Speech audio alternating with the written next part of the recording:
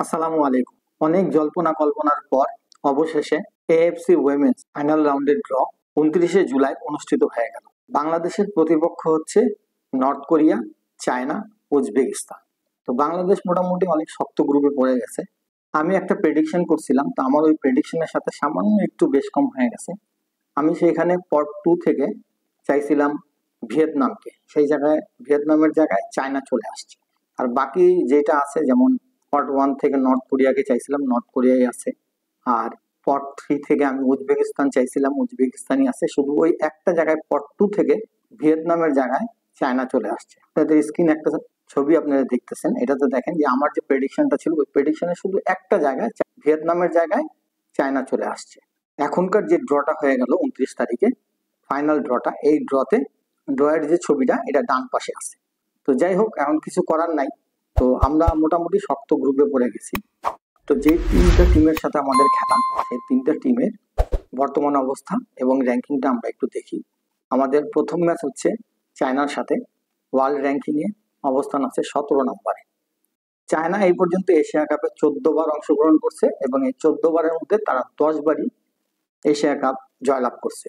তো বলতে পারেন যে আমরা মানে এমন একটা গ্রুপে পড়ে গেছি, এই গ্রুপ থেকে আমাদের জন্য কোয়ালিফাই করাটা খুব মুশকিল হয়ে গেছে। আমাদের যে প্রতিপক্ষ আছে North Korea, North Korea world ranking এ 9 নম্বর পজিশনে আছে। এই পর্যন্ত তারা 10 বার এএফসি এশিয়া কাপের ফাইনাল রাউন্ড খেলছে। এর মধ্যে তারা 5 বার উইমেন্স এশিয়া কাপ জয়লাভ করছে। তো বলতে পারেন যথেষ্ট শক্তিশালী দল। তারপরে আসা যাক উজবেকিস্তান। উজবেকিস্তান এই পর্যন্ত 5 বার ফাইনাল রাউন্ডে খেলার যোগ্যতা অর্জন করছে, তবে গ্রুপ পর্যায় থেকেই তারা বিদায় নিছে। তারা সর্বশেষ 2003 সালে অংশগ্রহণ করছে এবং এইবার যে তারা অংশগ্রহণ করতেছে এটা প্রায় 23 বছর পর। বাংলাদেশের মেয়েরা তাদের প্রথম ম্যাচ খেলবে মার্চের 3 তারিখে 2026-এ।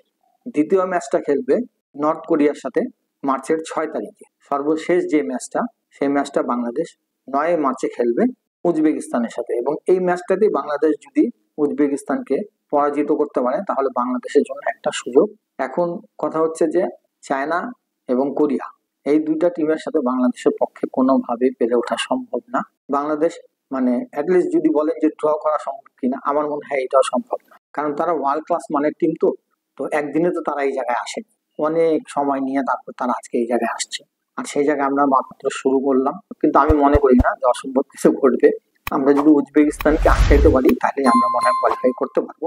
অপর যে দুইটা গ্রুপ আছে, আমরা আছি কিন্তু বি গ্রুপ। গ্রুপ এ তে যে 4টা দল আছে, এই 4টা দলের মধ্যে যদি মনে করেন ফিলিপিন্স এবং ইরানের মধ্যে যে ম্যাচটা হবে, এই ম্যাচটা যদি ড্র হয়ে যায় এবং তারা দুইজনেই যদি মনে করেন কোরিয়া এবং অস্ট্রেলিয়ার কাছে পরাজিত হয়, তাহলে মনে করেন বাংলাদেশের জন্য রাস্তা একদম ক্লিয়ার হয়ে যাবে। অথবা যদি এইদিকে না হয়, গ্রুপ সি তে যদি এই ধরনের কোনো ঘটনা ঘটে, যেমন ধরেন গ্রুপ সি থেকে জাপান এবং ভিয়েতনাম চলে গেল, গ্রুপ সি তে দুইটা টিম রয়ে গেল, একটা হচ্ছে ইন্ডিয়া এবং চাইনিজ তাইপে।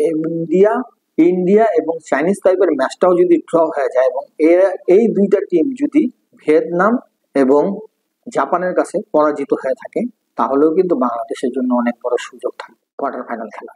তো এত হিসাব নিকাশ এখন অনেক দূরে আছে, আমাদের হাতে সময় আছে। তো আমাদের উচিত 7 মাস সময়, এই 7 মাসে আমাদের বেশ কিছু ফিফা ফ্রেন্ডশিপ ম্যাচ খেলা দরকার। অনেকে বাংলাদেশের সাথে ফিফা ফ্রেন্ডশিপ ম্যাচ খেলতে চায় না, কারণ বাংলাদেশের সম্বন্ধে অনেকের এখন ধারণা ক্লিয়ার হয়ে গেছে যে এদের সাথে খেললে জিততে পারবে না। এটা তারা খুব ভালো মতো বুঝতে পারছে এবং যার কারণে বাংলাদেশ ম্যাক্সিমাম সময় ফিফা ফ্রেন্ডশিপ ম্যাচ খেলতে চাইলে তো বাংলাদেশের সাথে খেলতে চায় না, কারণ জানে ম্যাচটা যদি তারা হারে তাদের র্যাঙ্কিংটা নিচে নামে। তো আমি বলবো যদি কেউ ফিফা ফ্রেন্ডশিপ ম্যাচ খেলতে না চায়, সেই ক্ষেত্রে close door match close door ম্যাচে র্যাঙ্কিং এ কোনো ইফেক্ট পড়ে না। সেই ক্ষেত্রে আমাদের দরকার নাই ভাই লাইভে ম্যাচ দেখা।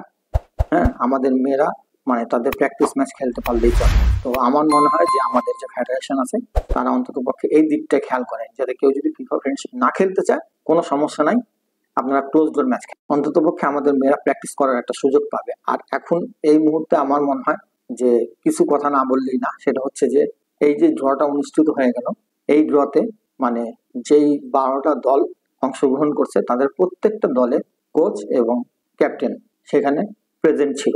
শুধু ছিল না বাংলাদেশের কেউ। এটার কি কারণ এটা জানা গেল না। তো সব সময় বাংলাদেশের কোনো না কোনো একটা মানে কাদা ছড়াছড়ি চলতেই থাকে। তো এইখানে দেখা গেল যে এত বাংলাদেশ এই প্রথমবারের মতো কোয়ালিফাই করছে। এটা বাংলাদেশের জন্য এত বড় একটা সম্মানের বিষয়। এইখানে তো মনে করেন যে ড্র অনুষ্ঠানে যাওয়ার জন্য উদ্গ্রীব হয়ে থাকার কথা, সেখানে সেই ড্র অনুষ্ঠানে প্রেজেন্ট নেই বাংলাদেশ। তো এই প্রশ্নের জবাব দিবে কে, আর এই প্রশ্নটা করবে কে? তো এখন আমার মনে হয় সময় আসছে যে এগুলা নিয়ে কথা বলা। সবসময় তারা যে কোনো একটা মানে কস দেখায় পাশ কাটায় চলে যাবে, আমার মনে হয় যদি তারা তাদের দায়িত্ব ঠিক মতো পালন করতে না পারে তাহলে তারা সেই দায়িত্বগুলো ছেড়ে দেয়। এইভাবে ঠেলে ধাক্কায় কখনো কোনো ফেডারেশন চলে না, চলতে পারে না। তো ইনশাল্লাহ আমাদের কোচ এবং আমাদের মেয়েদের উপর আমাদের আস্থা আছে। তবে হ্যাঁ, আমি এইটুকু বলতে চাই, আমরা মাত্র শুরু করলাম। ইনশাল্লাহ আমাদের সামনে আরো ভালো দিন আসতেছে। আমাদের মেয়েদেরকে শুধু কিছু সুযোগ করে দেওয়া, তাহলে আমরা ইনশাল্লাহ একদিন জাপান, কোরিয়া, চায়না এদের লেভেলে চলে যাব। সেই দিন খুব একটা দেরি নাই, কারণ আমাদের পাইপলাইনও যথেষ্ট স্ট্রং। তো আজকের মতো আপনাদের সবার কাছ থেকে বিদায় নিচ্ছি। আসসালামু আলাইকুম রহমতুল্লাহ।